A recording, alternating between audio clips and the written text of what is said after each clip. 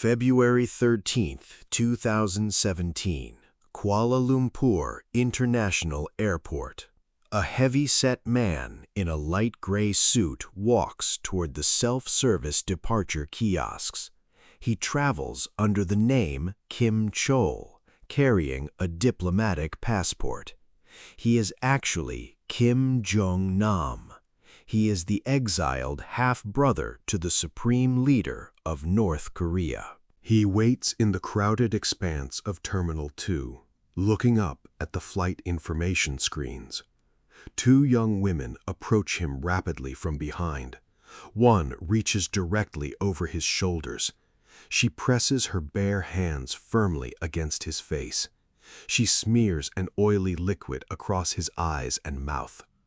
The entire physical interaction lasts less than 3 seconds. The women immediately turn and walk away in opposite directions. They hold their hands out, sharply away from their bodies.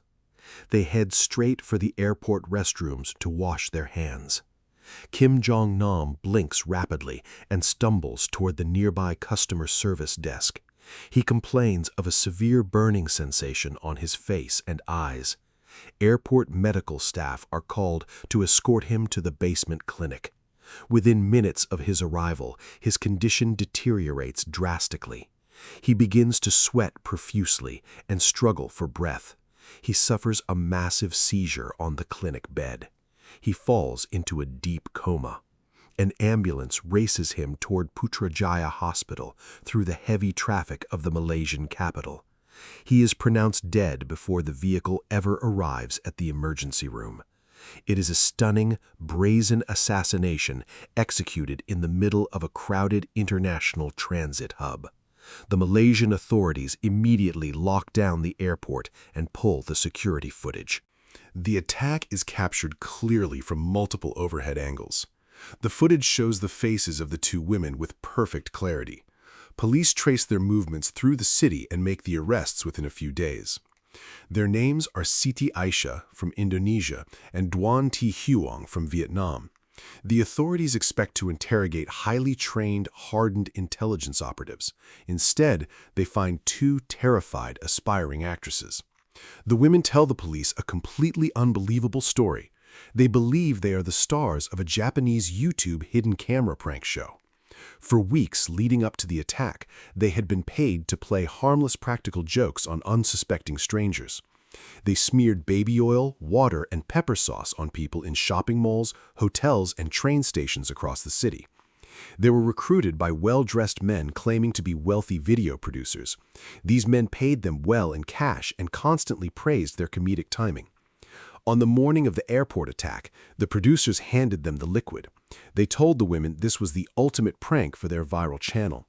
The women had absolutely no idea they were holding a chemical weapon. Toxicologists examined the victim's remains and identified the lethal substance. It is VX nerve agent. It is one of the most toxic synthetic chemicals ever created by human beings. A fraction of a single drop absorbed through the skin is completely fatal. It disrupts the nervous system instantly, causing the body to suffocate itself. It is classified globally as a weapon of mass destruction by the United Nations.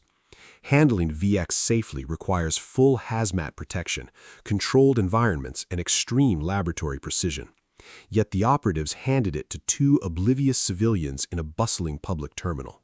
The North Korean agents had carefully orchestrated this entire psychological illusion. They exploited the modern obsession with viral internet fame. They used the format of a harmless digital prank video as a perfect invisible disguise. By using unwitting proxies, the state operatives distanced themselves completely from the physical act of murder. 4 North Korean men observed the attack from an airport cafe just meters away. As soon as the liquid was applied, they stood up and walked to their departure gate. They boarded a flight to Jakarta, connecting onward through Dubai to Pyongyang. They left the two women behind to take the fall for the international incident. The trial of Siti and Doan becomes a massive global media spectacle. The defense attorneys painstakingly demonstrate how carefully the women were manipulated. The security footage shows the women washing their hands immediately, exactly as instructed by their producers, to clean off the sticky baby oil. If they had known it was VX, they would have died from simple cross-contamination panic. The evidence of the psychological operation is overwhelming and undeniable. Years pass in the Malaysian court system as diplomatic tensions simmer between nations. Eventually, the murder charges against both women are dropped by prosecutors. They are released and allowed to return safely to their home countries. The masterminds of the operation are never brought to justice. They vanish back into the most isolated nation on Earth. The international intelligence community studies the assassination as a dark, brilliant evolution in modern statecraft. It proves that the mechanisms of digital culture can be weaponized with devastating efficiency. A weapon of mass destruction was deployed through the simple promise of internet fame. The ultimate lethal delivery system was a lie,